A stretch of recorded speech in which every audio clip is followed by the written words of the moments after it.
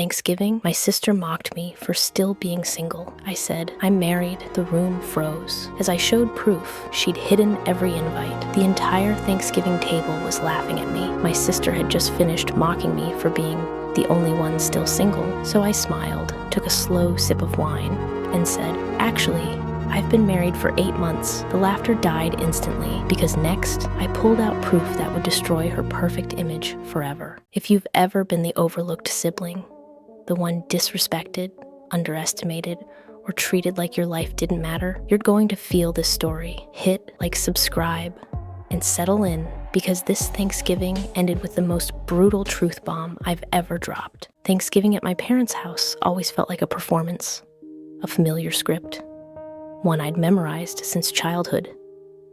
Same long oak table, same overcooked turkey, same subtle tension wrapped in forced smiles, and the same ending, where my sister Melissa was praised, and I was quietly forgotten. Melissa was the golden child. She had the louder laugh, the dramatic stories, the diamond ring she made sure caught the light every time she lifted her hand. And me? I was Claire, the understanding one, the one expected to be patient, to forgive, to shrink. That Thanksgiving, I sat in my usual seat, hands folded in my lap, listening as my mother gushed.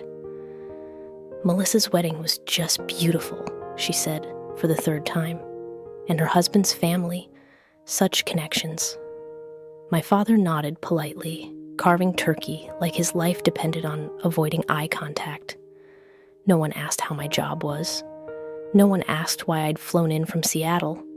No one asked about Daniel. Then Melissa leaned back in her chair, swirling her wine. So, Claire, she said sweetly, eyes glittering. Still single? The table chuckled. My chest tightened. That familiar burn crept up my spine. The one that said, don't react. Don't ruin the mood.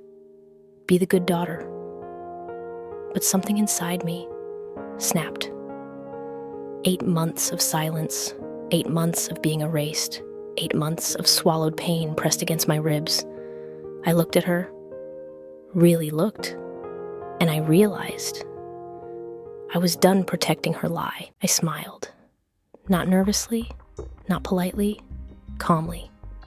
Actually, I said, setting my glass down, I'm married. Silence. Not awkward silence, frozen silence. My mother blinked. My father stopped chewing.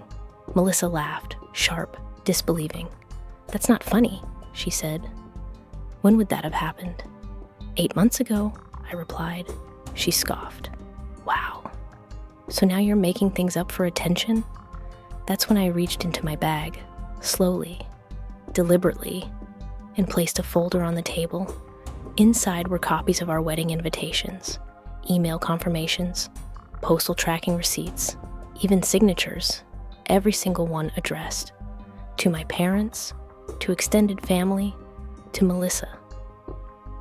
I sent invitations, I said softly. You just never got them. Melissa's smile faltered. I wonder why, I continued, when the tracking logs show they were delivered. I slid one page toward my father, signed. Her name. The color drained from her face. My mother whispered, Melissa, what is this? She opened her mouth, closed it, looked around the table like a trapped animal. I don't know, she stammered. But the evidence didn't lie. Email forwards routed through her account.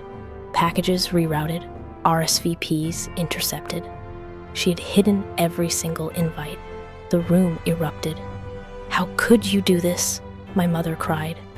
Melissa finally cracked. I was jealous, she shouted. She always gets to be the victim.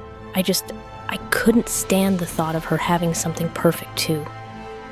I sat there, heart pounding, oddly calm. Years spilled out of me. The forgotten birthdays, the missed promotions, the way my accomplishments vanished under Melissa's spotlight. I stopped trying, I said, because no matter what I did, it was never enough. I stood. "Enjoy dinner," I said quietly.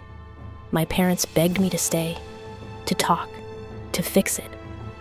But I'd already spent a lifetime fixing them. I walked out into the cold November air and finally breathed. Melissa chased me outside, crying, apologizing. But for once, I didn't soothe her. "I'm done," I said. I drove away, straight into the arms of my husband, the one person who always showed up.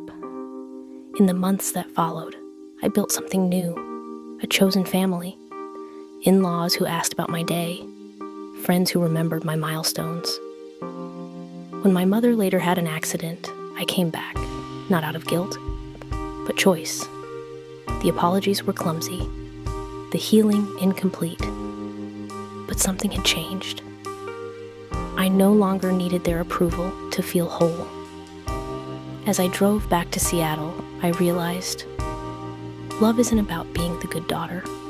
It's about being seen. Melissa lost her pedestal. My parents lost their illusion, and I finally gained peace. Not through revenge fueled by rage, but by truth delivered without fear.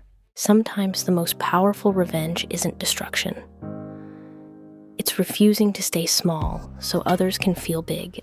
If this story gave you chills, hit like, subscribe, and tell us in the comments, what's the most satisfying truth bomb you've ever witnessed? More stories are coming, and trust me, you won't want to miss the next one.